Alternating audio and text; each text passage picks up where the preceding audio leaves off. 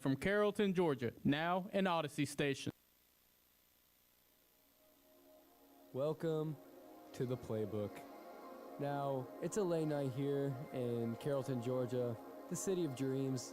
So sit back, relax. Actually, let's get hype. This is the Playbook. Diego Pavia and the Vanderbilt Commodores have not beat a ranked team at all this season. Rylan Zaborowski is incredible. I feel like we're the best team in the country personally. And I think this Michigan State team is poised for a deep run in March. I think they're probably going to win the Big Ten this year, to be honest with you. And we bring you the best in college sports, including our very own West Georgia Wolves. You mean to tell me these Wolves can't outscore by at least 1 point here at University Stadium? Michael, give me the Wolf head! And Brandon Dyer tries to defend his back-to-back titles in Who's That Campus Legend. This is the Playbook.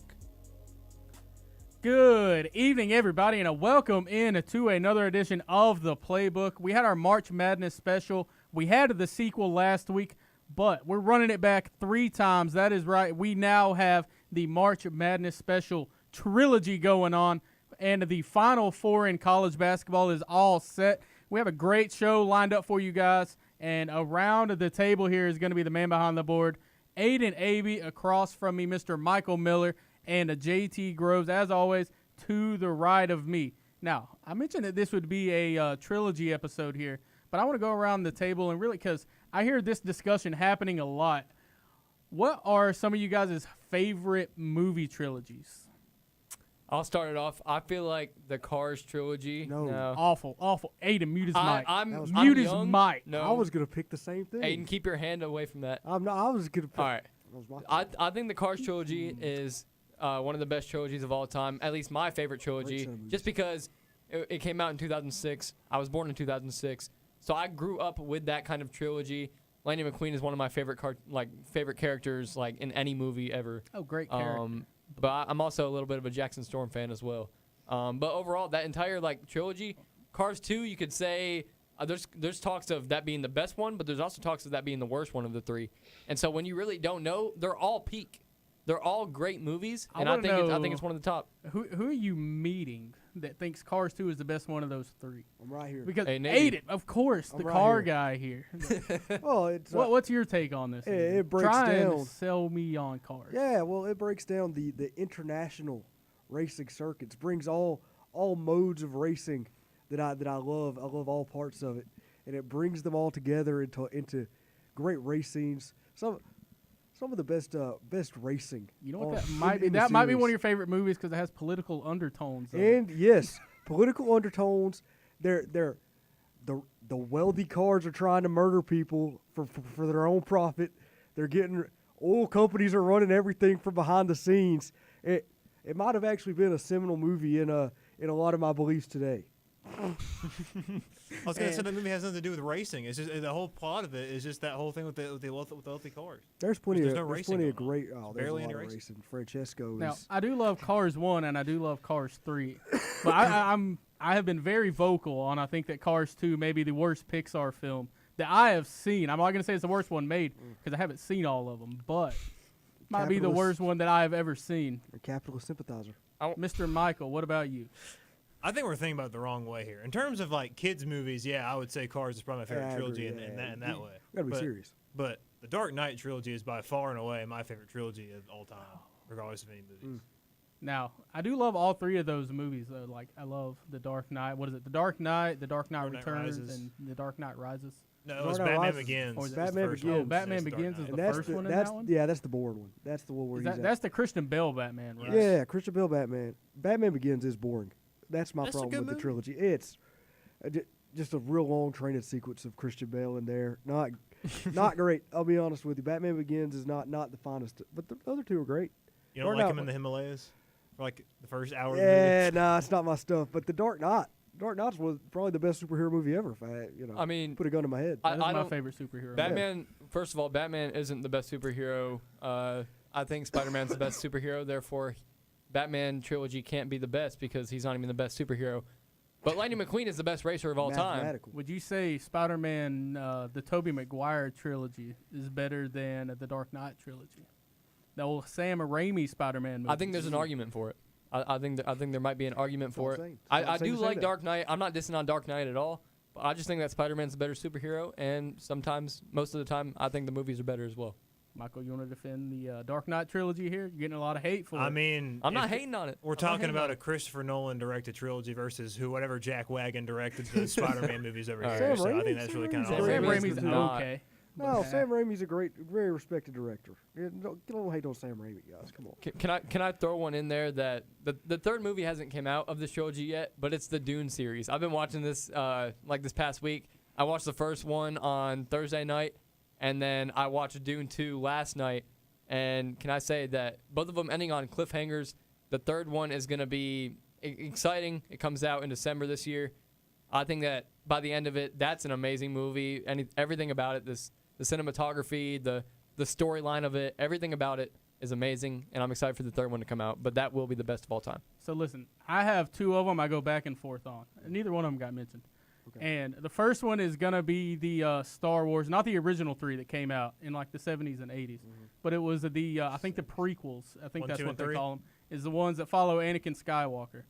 I do love Okay. those. I think that for the longest time, that was my favorite trilogy, and I didn't think that it was ever going to get beat. But then they rebooted Planet of the Apes. Dawn of the Planet of the Apes, Rise of the Planet of the Apes, and War of the Planet of the Apes. I think it's my favorite trilogy of all time. Yeah, it's I'd valid. go as far as say for yours, Cars isn't even the best animated trilogy. Ooh. I'd absolutely I would put debate you Toy on that Story. That's I'd not, put I'm Toy not a big Story Toy above Story Cars. I think the What are trilogy. you talking about? You're not a big Toy Story. Dude, I Toy think the Story is such a trilogy was lovable great. franchise. I think the trilogy was great, and then they went on to ruin it, making a fourth one.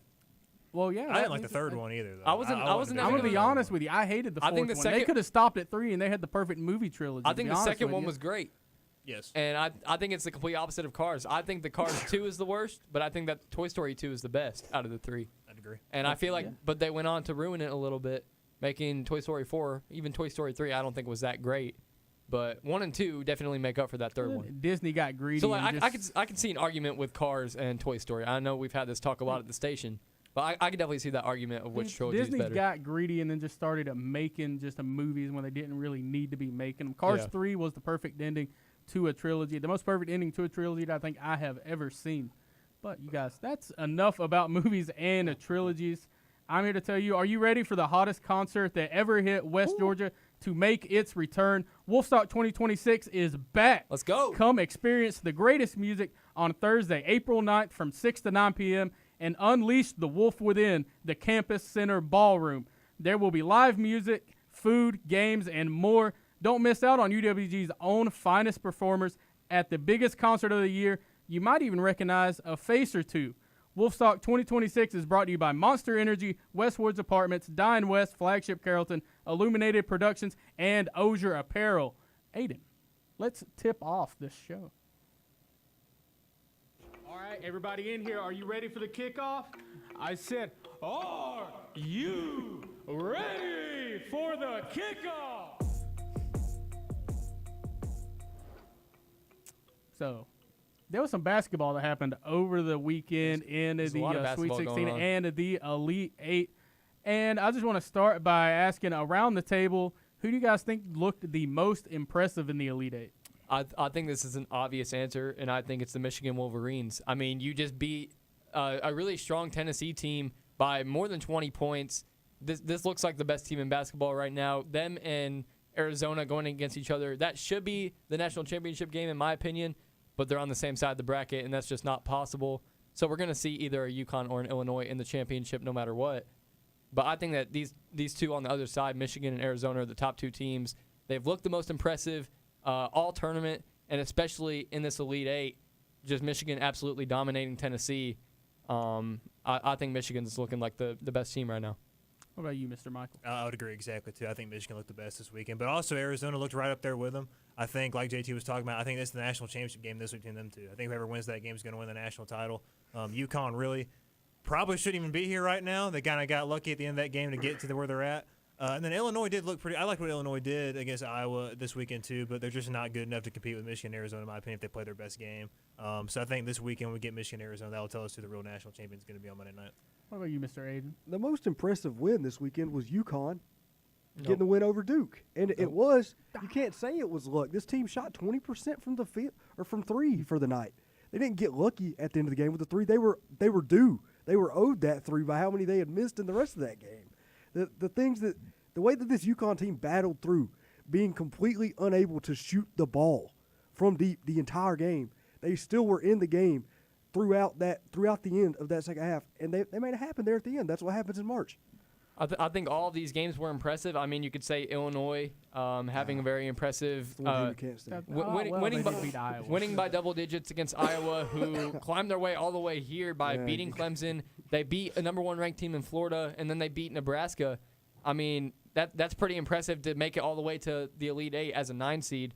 And then Illinois, I mean, they've looked really hot this tournament as well, especially with that win against Houston. I thought that Houston would have got the best of them. But those are 2 teams that I didn't expect to be there, and Illinois proved themselves. And same with UConn. Obviously, you're shooting horribly in the first half, but it is against a Duke team who's looked, I mean, we talked about. Unbeatable. I wouldn't say they've looked unbeatable. I mean, they struggled in the round of 64 against Siena. They did look good against TCU, but then they barely escaped St. John's. That's a good team, but they barely escaped St. John's. Duke hasn't looked like their best basketball. Like, they don't look like they're playing their best basketball right now. And it showed at the end of that game when you make dumb decisions, you play dumb games, you win prizes that you don't want to win. I don't remember the same, but something along those lines. You play stupid games, you win stupid prizes. Yes. I think that's how that saying goes. And, I mean, UConn showed that, and they ended up coming back at the end of the game. I mean, they're down by over 20 in the first half, and they came back and they won that game. But then, like, you look at the other side of it. Michigan, of course, winning by 33 against Tennessee. Very impressive, especially this late in a tournament. And Arizona beating Purdue, which I know I trash on.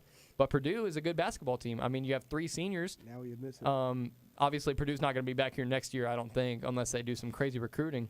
But that's still have to be reloaded. That is still a great team who has definitely surprised me in this tournament. We're used to Purdue being a team that's always upsetting us. But they went pretty far, making the Elite Eight and then losing to what we thought was the best team in basketball in Arizona. Purdue looked pretty impressive, but Arizona also getting an impressive win against Purdue. I'm glad you mentioned Arizona because that's where I was going to go with mine. The Arizona Wildcats have looked like the best team in college basketball throughout the entire, I think, March Madness tournament that they're in right now. Getting down early to a Purdue team where they were down by as much as 12 points in the first half of this one, going through, battling back after facing that adversity right there. I think it really showed how mentally tough this Arizona Wildcats team is to go and beat a really experienced Purdue Boilermakers team, which I know I've raved about on the show and talked about how good they are. So the thing with Purdue was they had a whole lot of experience coming into this, and you don't see a whole lot of experienced basketball teams losing games after they go up by 12. And I think that just speaks volumes about what I say is Arizona being the best team left in this tournament. And that's a valid take. I mean, Arizona has obviously looked very, very strong in this tournament. I mean, they beat Arkansas, who I was kind of looking forward to that matchup, and then they went on and beat them by, 21 points in that one? Like, you're looking at it, Arizona going against a team that we thought was going to be keep the game close, at least, with Darius Acuff on the floor, and they got absolutely whooped. And then they go on and they whip Purdue by 15 points the next week. I don't know about whipping Purdue. I mean, 15 points after being down by 12 is, I mean, that's a good half of basketball. Let's be real. Yeah, a good half of basketball, and that could be all it takes to beat a team by double digits. And I think that's a pretty convincing win for a team like Arizona. All right. And moving on over there, I'm glad that we were talking about Duke a little bit earlier. I think my real question here is now, where does a Duke go from here? Because you look at them in March Madness these past few years. 2022, they lose to that 8-seeded North Carolina team in Coach K's final game. You look at 2023, lost in the second round to a Tennessee team that they were favored against. 2024, they led NC State at halftime in a game that, again, they were heavily favored in. You look at last season, heartbreaking loss to Houston in that Final Four game, and then up by as much as a 19 against UConn, and they still can't get the job done. With the Duke, they're a blue blood into this sport. How much does it worry you guys that they're just not going through and closing out these games? Not that much. I mean, the teams are really good. They're gonna get there eventually. Every year they're in these spots, getting into the Elite Eight. You know, sometimes they do go out early, but Duke's running a different program than a lot of these teams, where they are still bringing in the number one guys in high school every year and giving them crazy minutes off the floor. Other programs aren't focusing as much on professional development as Duke is. Teams are building based on, you know, bringing in major transfers and major professional players from Europe and building up teams of 23-year-olds to go and win a national title, and that's for 1 year, and then their team will be gone next year. Duke's a different program. They're run a different way. They're getting 13 guys that are going to go professional, that are going to go play in the NBA. That's Duke's goal. It's a different era of basketball that the top teams aren't playing anymore, and they're kind of having to adjust to this new transfer era, and I think we'll see it. I think this team that they built this year was extremely good and built to win in March, and they did. They just lost on a last-second buzzer beater. That is one of those things that happens in those moments. Yeah, you lose on a buzzer beater, and it's like if they don't make that shot, then you see Duke in the Final Four, and they have they have the best chance at going to the national championship, going against very favorable against Illinois, and you're talking about the only team that's not a 1 seed you get to go against for a chance at the national championship. This is a Duke team that has always had success. There are some times where they tend to fail, and this is just one of those moments. But like Aiden said, you're going to have those 13 guys that are probably going to the draft no matter what, and you're going to have that kind of talent on your team no matter what. Cam Boozer probably going to the draft. You already have some other guys that have already declared, Ngongba and Isaiah Evans as well. So you're going to have these guys going, but I don't see Duke having a problem with recruiting more players and being right back here next year. Yeah, I'm not worried about Duke at all. I mean, like Brandon said, Duke's a blue blood in this sport, in college basketball. And to Aiden's point as well, college basketball, all college sports are changing with the transfer portal and all that. So maybe one of the things Duke maybe have to adapt to a little bit more is they don't have to go in the portal. They can develop their high school recruiting. But maybe, hey, here and there, go grab some guys from the portal, just like you see in football, like how Georgia and Alabama do it. They don't rely on the portal for their rosters, but they go out and they get some pieces, guys here and there. Ohio State does the same thing. And, to go off on Duke as well, I like how JT was talking about, with UConn and Duke, if that ball doesn't go in, well, Duke's now in the Final Four, and maybe Duke goes on to win the whole thing now. Well, is Duke any different of a basketball team because that shot doesn't go in? Of course not. Is their head coach any different? No. It's the same thing with Ryan Day at Ohio State. When we're playing them back in 2022, no Ruggles misses that field goal. Is Ryan Day any different of a head coach then? No. It took him a couple more years to get that national title. All you can ask yourself to do is put yourself in a position to win a national championship year in, year out. And with Duke, they recruit at a very high level. They're always in the tournament. They're always getting deep into the tournament. Winning the ACC championship the last 2 years as well. They're always in that spot. And guess what? They ran into some good basketball teams. They lost to a good basketball team on Sunday. So that's just what happens. And all you can really ask yourself to do is to get yourself in that position over and over and over again. And this is a top team that's always going to be there, like you mentioned. Sorry for cutting you off, Brandon. But this is a team that's always going to be there, and losing in the Elite Eight or losing in the Final Four, the only difference it makes is you just know you're not right now. You're not the best team in college basketball because you lost that game. But you go on to next year, you can definitely find yourself right back up here because Duke is most likely going to be a 1 or 2 seed next year if they recruit well. They're going to get players. They'll be right back up here. And so I see no problem with that. And the only thing is you just know, hey, man, we weren't the best team in college basketball this year, and that's okay. We'll be right back next year. Well, I would argue that Duke is the only roster right now that's going to have 3-4 sure first-round players that are going in the NBA draft, so they by far have the best roster in college basketball. But are we willing to say that the head coach over there at Duke is kind of not living up to expectations so far? No. With him and not only going to one Final Four, would that be in last year? You look at it, Michael already said it. You got to put your team in a position to win. And, you got to this point as a coach. You're getting to this point consistently. And it's just this time it just doesn't work out. And, there's going to be another coach that we talk about a little bit that's kind of in that same boat. But I think that Duke has managed to get here. I don't see a problem with the coach. And I think that we'll see him back here next year. And I think that they have a good shot of getting it done. Well, again, we've seen it the past 4 years. They've been favored in every single game that they have played and lost in end of the tournament. So when is time for us to look at Duke and say enough is enough? Not really like fire the coach. Just kind of like when do the alarms really start to sound? I mean, if it's been 5 years and they haven't won a national title, that's when I think after a decade of that coaching regime, that's when a decade of no titles for Duke is a problem.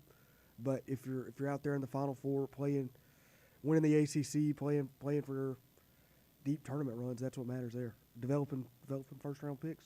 I think it's tough because, like I was talking about, I mean, he's putting his team in a spot to win an Natty every single year. Obviously, they're in the Final Four last year. Their roster, they have the number 1 or number 2 recruiting class every single year. Since he's been there, that's what they keep doing. But like Aiden's saying, if you're sitting there, 5, 7, 10 years down the road, and you keep getting to that Final Four, but you keep losing, that becomes a problem, right? And I think that's kind of like I was making that parallel to Ryan Day at Ohio State. That was a lot of the pressure he was facing. He's putting Ohio State in a position to be one of the best teams in college football every year, and they get close and they can't get over that bigger hump. Yeah. Now, eventually, Ohio State finally did it, and they've got that trophy now.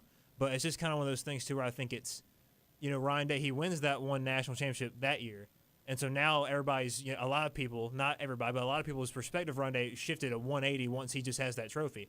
Is that really how we're going to look at this guy over here at Duke? Or if he wins one trophy, is that going to just 180?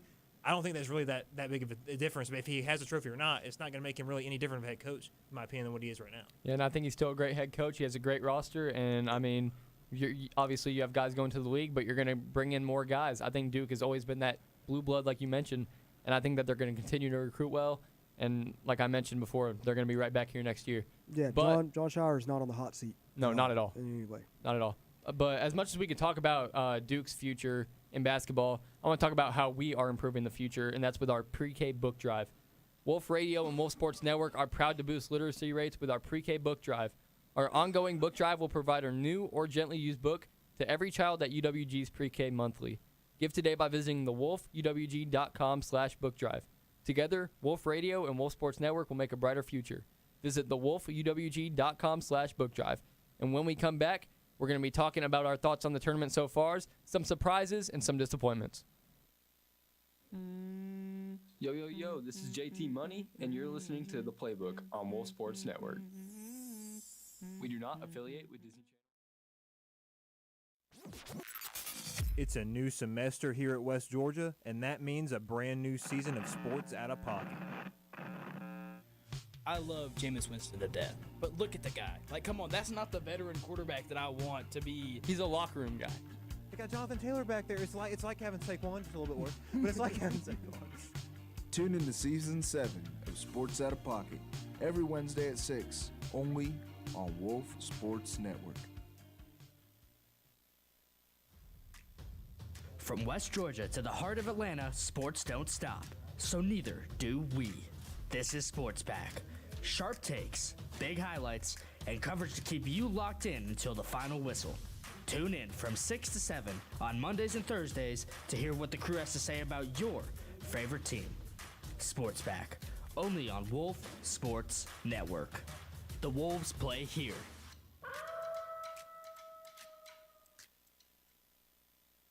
Join Sports Out of Pocket as they take their show on the road. Their hit social media series returns this spring with even more West Georgia athletes. We are here with West Georgia Wolves O-lineman, Mr. Jack Hunt. Jack, how's your day going, man? My day's going fantastic, man. I'm blessed every single day. And ending off with some karaoke. You're hurting me, I met your girl, what a difference. Look out for new episodes every Friday on Instagram and YouTube on Wolf Sports Network. Tune in to Wolf Sports Network throughout the week to hear the very best in UWG sports coverage. Catch live shows, score updates, and breaking news all week long. But sometimes seeing really is believing. And now you can watch your favorite Wolf Sports Network shows live on YouTube. Follow at Wolf Sports Network on YouTube as we bring you into the studio with your favorite shows and personalities. Wolf Sports Network. The Wolves play here. Welcome back into the Playbook. And before we get to our next segment, guys, we got to pay the bills around here. When it comes to fandom, nothing matters more than the fit. The logo you wear solidifies your love. Now you can be a Wolf Sports Network fanatic with our brand new merch store powered by Ozier Apparel. Visit wolfsportsnetwork.com and click about. Dunking on them like they're tendies in some barbecue sauce. Oh, my! It's time for halftime hoops. So we talked a little bit about the Elite Eight in the first segment of the show today. But I really want us to go around the board, kind of get some answers on who we think the most surprising team from this tournament really is, and what you guys' thoughts on it so far. So, JT, we're going to start Don't with start you. with me. I want to go last. All right, Michael, we're going to start with you on your most surprising team in the tournament. I think it'd be Iowa.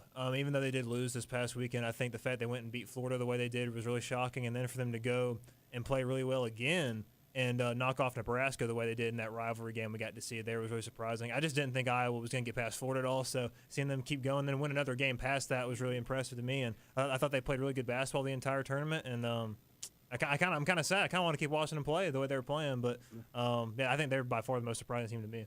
Sure that's not a bias because they beat Florida? It may be a little bit. Yeah, Maybe a just little so bit, but that's excited still to see 'em. impressive. I mean, that's still very impressive. A 9 seed making it this far is extremely impressive. I'm going to go with UConn. We were not high on them after the way they ended the year with a loss to St. John's in the regular season. And the way that they came out, and they've just been pretty dominant throughout, and then were able to, when they weren't dominant, when they didn't play great basketball, they still came out and got the win against Duke, who I had been very high on the entirety of the basketball season. Give me the Huskies as my very, very, very happy surprise for this tournament. So it's going to sound a little bit surprising on who I'm going to say in this one. I'm going to go Illinois, the team that's going to be facing off against a UConn. You could argue they had an easy path to get there, but they looked really impressive against Houston. You look at some of the wins in this. They had a 105-70 win into the first round of it. Round of 32, had a 21-point win against VCU, had a 10-point win against Houston, and then had a 12-point win against Iowa. So this team has won by double digits every single time they have taken the court into this tournament. And I think that I wasn't high on Illinois in this. I think I had Illinois losing to Houston in that region down there. But Illinois, I think, goes back to rebounding and team basketball, the two things that I preach about on this show day in and day out. They've been really good in those two areas. Illinois, they've had a whole lot of players that stepped up when they needed to get to where they are, and I think Illinois could challenge UConn, to say the least. I think that's going to be a great game. Obviously, the Michigan and Arizona game is going to be great on the other side. But that UConn and Illinois game is two teams that have been very surprising in this tournament that have made it this far, and I'm excited for that matchup as well. But we got 4 different teams that we're talking about, and I'm talking about where it just means more in the SEC. The Texas Longhorns have been the most impressive team in this tournament. You're talking about an 11 seed that had to play their way into the tournament in the first place, beating NC State. Then they go on and they beat a top 5 pick in A.J. DeBonsta and BYU. Then they go on in the second round and they go on to beat Gonzaga in a great fourth quarter ending of the game. And then they go on, they lose by 2 to Purdue, but putting up a great fight against a team that, I mean, has a lot of experience, like Brandon's always talked about. This Purdue basketball team has the most experience out of any team. Obviously, they're eliminated now, but going into the tournament. And I think that Texas, going from playing their way into the tournament to making it all the way to the Sweet 16, is extremely impressive, and they nearly could have made it to the Elite Eight to take on Arizona. Just didn't fall in their favor at the end of that game. But Texas, for me, most impressive team in this tournament, no doubt. And then switching gears to who you guys think on the other end of the spectrum is who do you guys think is the most disappointed team in the tournament so far, Mr. Michael? I throw it back to that, big basketball town back down in Gainesville, Florida. When you go into a tournament as a number 1 seed, you lose. What was it? The round of 32, they go and lose to Iowa. Yeah, they lost in the second round. Yeah, you go out there and lose like that. You don't want to see it. Florida's a much more talented team than Iowa. They're a much better team than Iowa. And they go out there and really just kind of – and they did. And to be honest with you, they came out hot too. That round of 64 game obviously didn't play a good competition at all. But they came out and they looked on fire. They looked motivated. They didn't look the same team in that round of 32 game against Iowa. They looked slow. They looked like they didn't want to be there. It was really weird body language for Florida the entire game. And I think walking away, you're the defending national champion, so obviously you kind of get a little more probably a little more what's the word I'm looking for? Like I cannot think of what I'm trying to say right now, but like you get, I guess, leniency, I guess, from the fan base a little bit from having a bad outing like this because you got that national championship trophy the year before. But definitely something to where you go and lose to a team that you should not be losing to at all. It's a little bit of delusion. Very very surprising for me to see Florida go out in around 32 like that. And what about you, Mr. Aiden? Sorry, I was looking at the results from for some rounds there. Looking at my bracket, seeing who really disappointed me, and the team that most disappointed me was BYU, team that I had in my Final Four. I just believed in A.J. DeBonsa being able to lead this team through whatever they came up against on the other side of the whatever offense they came up against on the other side of the ball. There we go. I thought that he could just outscore and lead this team through whatever they were playing against, and he tried to. I mean, he scored 35 in the first round, gave Texas everything he had. But this BYU team just didn't have enough. Really disappointed me. They were Final Four team for me. What about you, JT? I feel like it's no surprise what team I'm about to pick here. It's the Gonzaga Bulldogs. Obviously, they got the win in the first round by 9 against Kennesaw State, but then going on to play the worst last 3 or 4 minutes of basketball I've ever seen against the Texas Longhorns, which Texas is a great team. They just were my most surprising team, but Gonzaga just looked horrible in those last 3 minutes of that game against Texas. And obviously, I had them going all the way because go Dogs in that case. But just very disappointing. They looked like they should have been the better team. They are the better team. But just a very poor outing from them, keeping it close throughout the entire game. But then letting Texas get the best of them at the very end. Gonzaga definitely has been disappointing for me. So I'm going to go, and we're going to go around the board, and we have 4 different teams here. There we go. That's who we think the most disappointing team is. It'd be easy for me to pick Florida, like Florida losing in the second round to Iowa.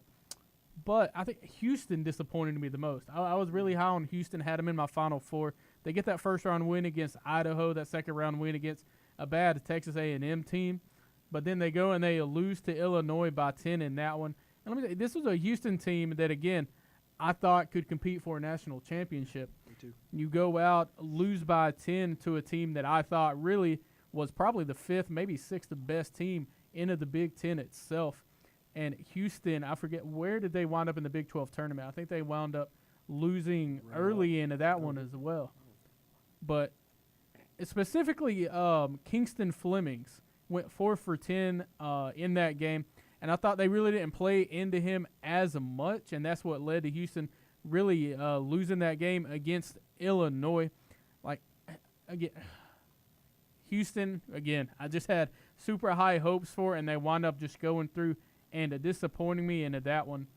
But now we have our Final Four all set, and it's 1 seed, I think 2 seed, 2 seed, and 3 seed, right? Mm-hmm. Well, no, we got 2 1 seeds, seeds, and a 2 and a 3. And a 3. Yeah, that's what you said. Yeah. So now, do we like that? Do we like the March Madness bracket really coming down to all those top seeds at the end of the tournament, or do we like the Cinderella runs that go deep in the tournament? Which one would you guys prefer? I prefer a good mixture. I mean, I love seeing the upsets. Like obviously, High Point getting the upset in the first round was amazing to watch. Especially when you go for them in your bracket. But, I also don't want to see High Point make it to the national championship and get absolutely blown out by a team that's way better than them. So I want to see a good mixture. I think what we have right now, 2 1 seeds, I think we leave it at that, and a 2 and a 3. It's a good variety in there with the 1s, 2s, and 3s. I like it when it comes to, later on in the tournament. But I do like a little bit of a Cinderella run, maybe 1 or 2 teams a tournament that make the Elite 8, maybe a Final Four run. But at the end of the day, I want those top teams to prove why they're the best in basketball. And those 11 seeds or 12 seeds, I just don't think that they should make a national championship unless they look like the best team in basketball. Right. I mean, it ain't a selection show, man. I don't care who's in there. It's whoever wins the games. They're the better team. But better team that night won the game. That's it. That's who gets through. That's what I like. I like who wins going through. I mean, for me, I kind of agree with JT. I kind of like a little bit of mixture throughout the tournament. I like to see some upsets here and there. But for me, I'm kind of the opposite of a lot of people. A lot of people love the underdog story. People don't. People hate dynasties. That's the thing people just cannot stand in sports. I really like dynasties. I think it's really cool that you can look at an organization and see just constant success over and over again. It's really hard to achieve. As much as I hate Alabama, it is cool to sit back and watch hey, Nick Saban go on the run he did and how good they were every single year. Or the Chiefs recently, or the Patriots back then. I hate the Patriots, but still the same thing applies there. I think it's really cool to sit back and watch teams like that play, and I want to watch the best teams play. I want to watch the Dukes and the Michigans and the Arizonas go and compete for a national championship. I really don't have any interest, no offense, in watching the St. Louis Billikens making it all the way and trying to play against Duke or St. Peter's a couple years ago, whoever it may be. I want to watch the best teams play in the Final Four. Yeah, I mean, I was going to kind of piggyback off of that. And it's like, we look at it last year, we had all 4 number 1 seeds in the Final Four. I don't like that. I mean, I think that obviously those are the top 4 teams in basketball at that moment. But I want to see a little bit of variety, like Michael was talking about as well. I want to see like a St. Peter's make an Elite 8 or a Final Four. I want to see a Loyola Chicago go into the Final Four. Like VCU in 2011 go into the Final Four after being a team that was the first 4 in. It's like those kind of teams, I want to see them make deep runs, but I do want to see some of the better teams later on, like in the Final Four and the national championship. Because like I mentioned, like obviously it'd be cool to see a St. Peter's go against a team like Duke in the national championship, but you look at the teams, you know what the outcome's going to be. You know Duke's going to probably blow them out. Unless St. Peter's looks like the best team in basketball, they're not going to win that game. And I want to see a good game in the national championship. Like last year, we saw Florida and Houston. That was a great game, came down to the last possession. But if you see a team that's a complete Cinderella team making it all the way to the national championship somehow, you know what the outcome's going to be. And I don't like games like that. I mean, I don't think you know what the outcome is going to be. I'd rather watch a good game than a game where you know a team's going to get blown out. You're going to have good games and still like have teams upset other teams. Yeah, but like, I think that if you make it to the national championship, I think it's fair to say you're a great team and you belong among the best in that sport, especially when it comes to college basketball. Because I would argue college basketball has perhaps the hardest path to a national championship of any other sport. I agree. Yeah. Because you've got to go through and win 6 games in a row to get there. So I get if you're saying that St. Peter's, they're not going to be able to compete with like the higher seeds. But if they've won 5 games in a row against teams that look like they were better than them, I think that it's time to admit that St. Peter's might be a good team and might deserve that spot in the national championship. It's when you look at the roster and you look at like the experience as well, like a St. Peter's in 2022. Yeah, they made it that far. If they made it all the way to the national championship, but they play a team like Duke, it's like Duke, like we mentioned earlier, 13 of those players are going to go to the NBA draft. And you got St. Peter's who their number 1 scorer is going to be working in a McDonald's in the next 2 years. Like, you really never know. Like, obviously, it's March Madness. There's going to be upsets. But I think when it comes to the Final Four and the national championship, you're not going to see a double-digit seed knock out a 1 or a 2 seed. I just don't see that. And I'd prefer those 1, 2, 3 seeds, maybe a 4 seed every once in a while to make that national championship. When St. Peter's went on their run right there, they did beat a 2 seed in the first round of that. They upset Kentucky.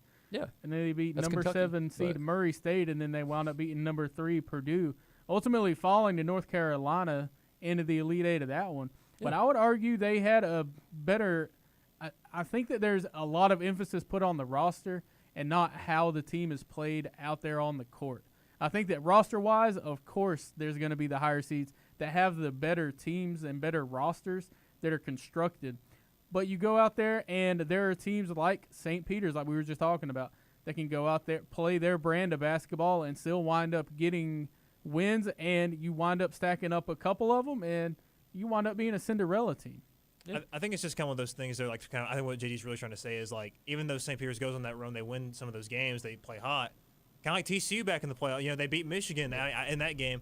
But you still leave the situation in which if they run up against a Duke later on in the tournament, that talent disparity at some point is going to get them. And at some point, you're going to have a splattering in a big-time game that you don't want to see. Now, maybe St. Peter stays hot the entire time. Maybe they keep playing competitively the entire time.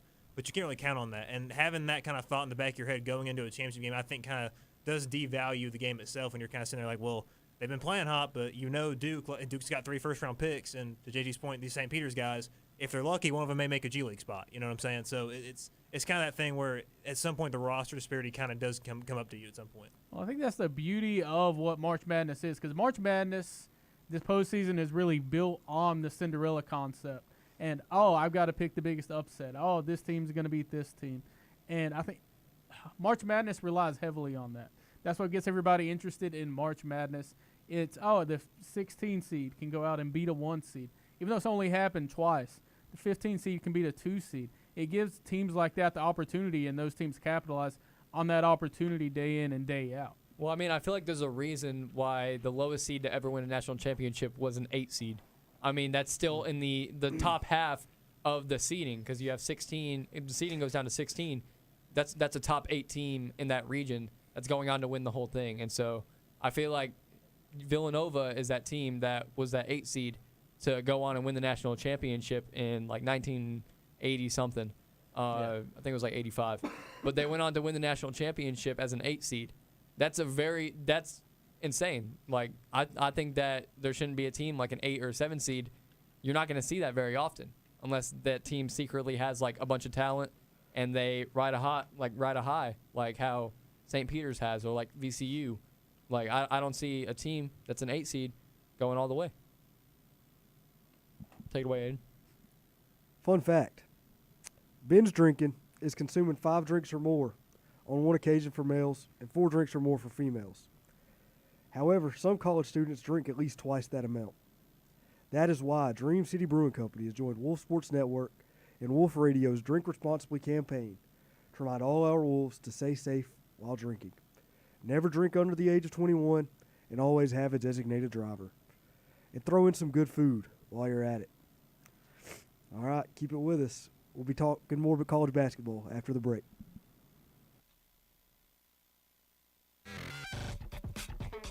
You're listening to The Playbook on Wolf Sports Network, your home for college sports.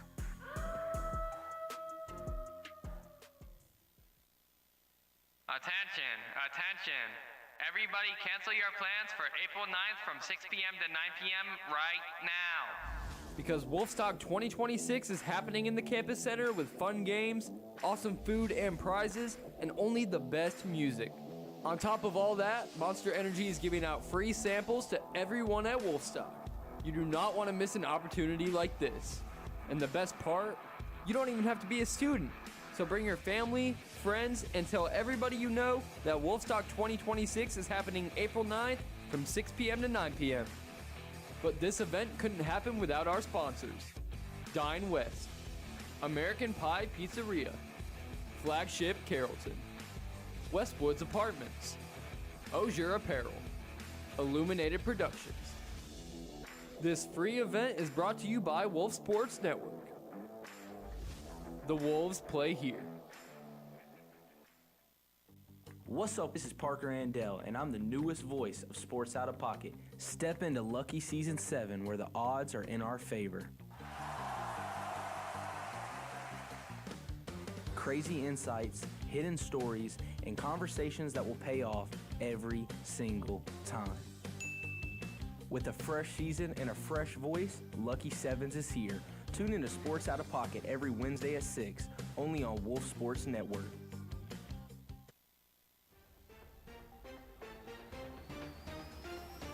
Sports Pack is here for you, providing all the West Georgia sports content you need to stay in the game.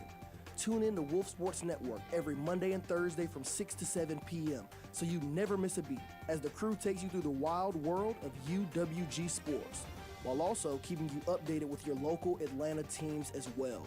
Don't miss out. Sports Pack every Monday and Thursday from 6 to 7, only on Wolf Sports Network. Wolf Radio and Wolf Sports Network are proud to help reduce the 21% of adults with low literacy skills. We are collecting new and gently used books for every UWG pre-K monthly.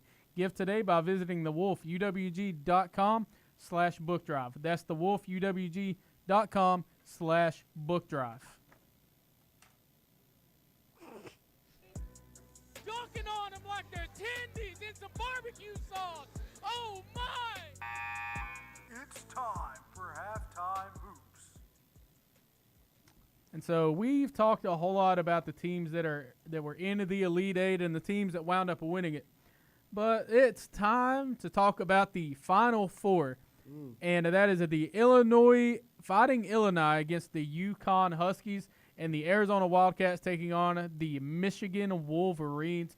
We're going to start with the Illinois versus UConn game. JT, what are some of the things that we're going to be looking for in this game? I think when we look at this game, we look at two teams who we mentioned already are extremely impressive teams so far in this tournament, both having extremely big wins so far in this tournament. UConn been very surprising, obviously getting that win against Duke in the Elite Eight. And then along with Illinois beating a 9-seed Iowa, which you could argue Illinois hasn't had a tough going to get to this point. Obviously, they played Houston and they beat them, but then you're looking at the next best team you played was Iowa. But I think this is still going to be a great matchup. Obviously, I feel like UConn played Duke at a point where Duke wasn't playing their best basketball, like I mentioned earlier. But this is a great Duke. This is a great UConn team. It's a great Illinois team. I feel like it's going to be a high-scoring game. Both of these teams have strong offenses, and I could see this one being like an 85-83 ending to it. But my prediction, I think that Illinois gets it done. I think that Illinois makes it to the national championship. Michael, I'm gonna go with UConn on this one. I think them, having that kind of survival type win against Duke kind of gives them a little more juice, a little more, something to go forward in this game. And they've been there before. They've been there a lot. Dan Hurley, a two-time national champion already. They have some people on that team that were part of those national championship runs with Duke 2 years ago. So I think with UConn, not Duke. I think UConn is going to win this game. But look, Illinois got a great offense as well. Though Illinois, I believe, statistically #1 offense in the country, I believe, this year. Yep. So. Illinois can obviously put up points, and if they're on, it's going to be hard to stop for UConn because UConn has been streaky this year, and it's been definitely streaky in that game against Duke this past weekend. So it's going to be a good one. Illinois can definitely win it. They got the best offense in the country, but I do think UConn, because of them being there before and having that experience, is going to edge this one out. what about you, Mr. Aiden? Yeah, I'm looking at the statistics in this one. Illinois, 2-point favorite headed into it. Best offense in basketball, as Michael mentioned, but Connecticut's defense has been really impressive this year. Down the stretch in that Duke game, it was very impressive the way they played themselves back in by getting 8 turnovers in that second half, forcing the issue against Duke. And I think that's what makes this that's what's going to give this UConn team the edge in this one. Averaging 7 steals and 5 blocks a game. Give me UConn with some crafty defense getting a win in this one. So I think UConn coming into this one, I wasn't too sold on UConn after the Duke game. Until I kind of looked back and looked at it, realized that UConn played probably one of their worst games of the entire season. And if UConn can play their worst game of the entire season and still beat the Duke Blue Devils, I have a whole lot of confidence that they're going to wind up beating Illinois into the Final Four on Saturday. And now I mean, Duke didn't play their best game either. I mean, Duke didn't have a great game. They were up big, and then the second half they absolutely blew it against a UConn team that, they played great, but they played great against a team that wasn't playing their best. And I feel obviously a 1 and a 2 seed, they're going to be the top 2 teams in that region going against each other. But both of these teams should be good, and UConn just managed to be the better team. Well, on the opposite side of that coin as well, it takes a whole lot from UConn to fight back and still be into that game and give that shot like the moment that it needed. So yeah, they were losing by 19. Yeah, UConn battling back from 19 against a really tough Duke squad. I put a whole lot of trust in a UConn after that one. But moving on to what I think the big matchup really is the Arizona Wildcats taking on the Michigan Wolverines. We're going to start with you again, JT. Who do you have in this one? Well, this Michigan team and Arizona team, both of these teams have looked like the top 2 teams in college basketball this entire tournament. Obviously, Michigan in the Elite Eight getting a win by 33 against Tennessee. And then Arizona getting a win in the Elite Eight by 15 against Purdue. Both very impressive wins for both of these schools. And honestly, I think the winner of this one goes on to win the whole thing, no matter who wins between Illinois and UConn. Because I think that these 2 teams are the best teams in basketball, the best well-rounded teams, both teams with a great defense and a great offense. They're just well-rounded in general. And I just don't think UConn or Illinois are that well-rounded when it comes to college basketball. I think they're definitely more offensive-heavy teams. And, I mean, looking at it, I think that Michigan is going to be the team that gets this done. I'm blanking on the small forward's name for Michigan. They're #1 player right now, and this is bad. Yaxel Lindeborg. Lindeborg, yes. I was going to say that, but I didn't want to mess it up, and, you guys kill me for it. But I think that Michigan, led by Lindeborg, I think that they have a great shot of winning this one. Now, I do think Arizona's a great team, but give me Michigan to go all the way.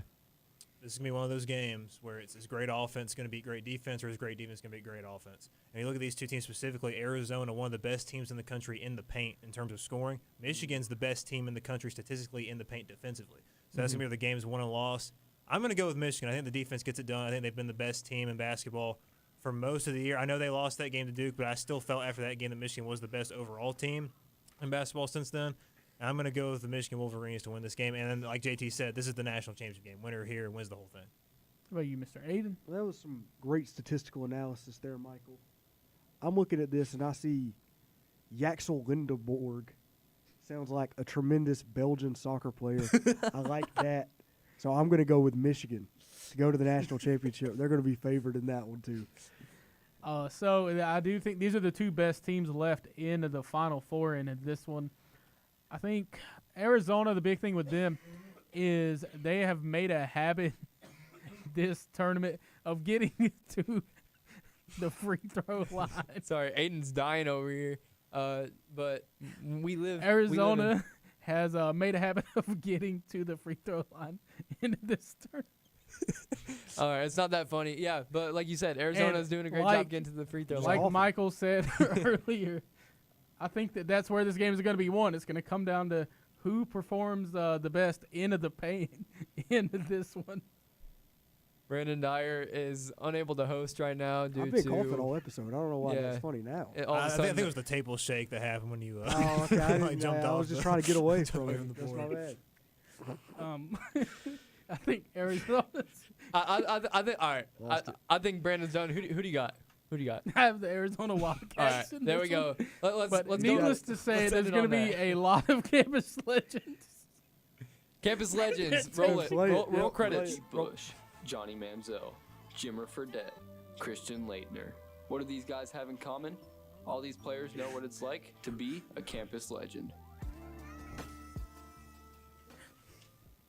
That is right. It is time for our signature segment of the show. Who's that campus legend? Yeah. And we're going to start with JT. You're going to start with me. All right. Yep. This player, this is basketball edition because of March Madness. This player went to Arizona. Okay, I'm locking in. Are you actually? Yeah. All right. Aiden's locking in for 5. I am not confident enough in that. All right. Do we need the next hint? Yep. All right. This player played small forward and shooting guard. I don't know if you guys can hear it, but Aiden is still dying over here. So is Brandon Dyer. Just dying of laughter over here. Laughing at the sickness of Aiden Navy. Sucks. How dare you, Brandon Dyer? Do we need this next hint? All right, next hint. Drafted 9th overall in 2004. Crap. So Aiden is no longer confident in his answer. Brandon Dyer is still dying over here. I don't know if he can write down an answer. He's actually incapable right now. This is terrible news. Do we have no guesses yet? No guesses? I got nothing. He played from 2004 to 2022. AKA the 04-05 season to the 22-23 season. Do we need the teams? Yep. He played for the 76ers, the Denver Nuggets, the Golden State Warriors, and the Miami Heat. This is why we hold out, boys. This is why we hold out into this one. Come on, this is a legendary player. This is. This is a very legendary player. A Yes. finals MVP. I just didn't know he went to Arizona. I'm going to be honest with you. There you go. Any lock-in from Michael Miller? Hear those teams again? Yeah, the Sixers, the Nuggets, the Warriors, and the Heat. I did not know the Most Heat notably was on that known list. for his time on the Warriors and the Heat. The Sixers. You think so? Well, let's see here. If it's who I think it is. Yeah, that's who I thought it was. I feel like his most notable moment was with the Warriors. Well, his most notable moment is somebody talking about him on an ESPN show. Yes. I'm not going to lie to you. I don't know if y'all, I don't think Okay, y'all are yeah, talking so about the I'm same right. person. No, we All are. right. We are. Go ahead and flip those boards or papers. I don't know. I just named I something. wrote down Draymond. James Harden. I wrote down Allen Allen No, Iverson. it's Andre Iguodala. This is Oh. Death Beam pointed at the earth. I want Iguodala. Yeah, I knew it was Iguodala Okay. as soon as you said all those teams. I just There you go. I had already written James. All right, who wants to go next? Michael would go. with Michael yours Miller's next. going next. All right. Creighton University. Oh, I got it. Guessing on 5 again. Give it to me. I feel much more I'll confident about guess. this guess though. I'll be Yeah, honest with you. I think I'm a lock in. Oh my gosh, no, this is terrible news. Yeah, I think I'll lock in on this one as well. Why does everybody know All right. Creighton play? Oh Because- man. All right, go ahead and do the rest of the hints. We've all already locked in for 5. Yeah. He was the 51st overall pick in 2003. Mhm. Years played. He played from 2003 to 2020. And Okay. then at teams, played for the 76ers, the Jazz, the Bulls, the Hawks, the Cavs, and the Bucks. Yeah. Flip I those guess boards. Kyle Korver. It would be Kyle Korver. Oh. I put Doug McDermott. I put Doug McDermott as well. They're so they don't know ball. I do know. Give me 5 points. Aiden Navy guys. giving My 5 bad. points. What I a knew bomb. Creighton, and I immediately went Y'all to are- Doug McDermott. Y'all are LARPing. I knew it Y'all was don't know ball. Yeah, McDermott or sorry. it was Corver. Those Apologies. were the two that. Aiden, I think you Once should he go said next. 2003, I was like, I was wrong. Aiden, That's after the getting that wrong 5, one. you should go next. They're LARPing. I had to play some defense on you right there. Okay. Pass You're, the paper, Up there in the Navy. Man, I'm gonna standings. need your paper. Hold on, I got to cough real quick. And the pencil.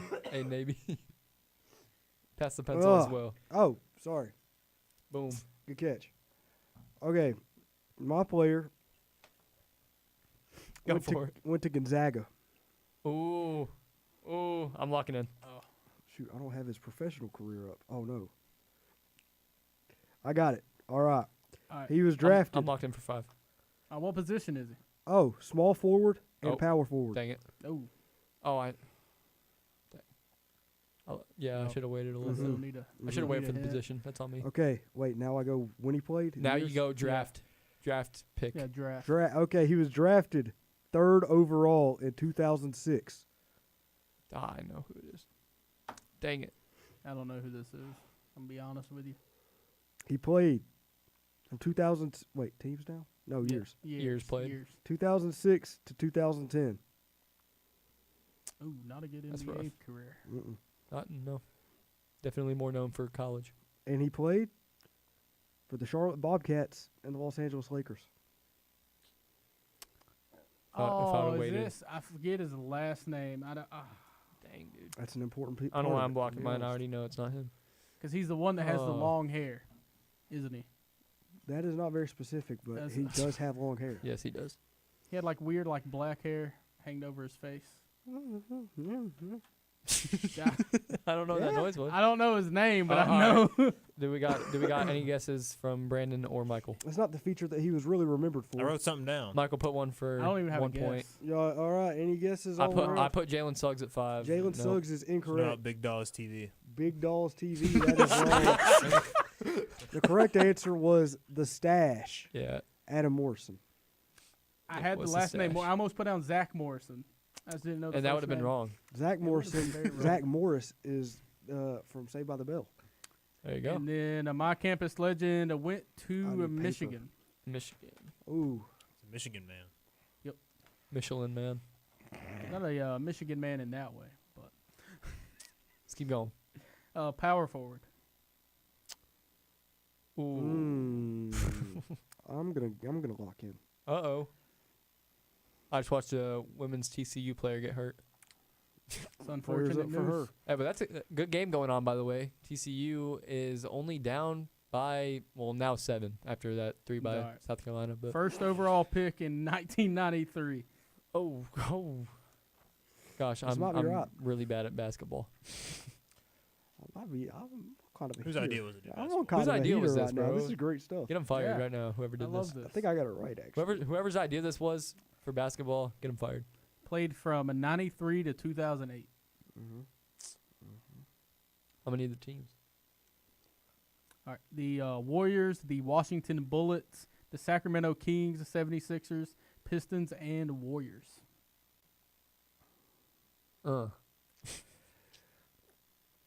Most notably known for the Kings. Most irrelevant franchise of all time. Yeah, that is very true. I don't think I got it right. Cleveland Browns of the NBA. Maybe I did. I don't know anything about this guy. I'm putting down a name that I know is not right. Dot.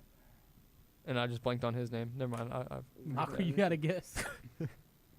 All right. Aiden, let's see who you got there, buddy. I got Jalen Rose. And that's not Jalen Rose, who's part of that Fab Five team, Yeah. though. That'd be Chris Webber. Oh.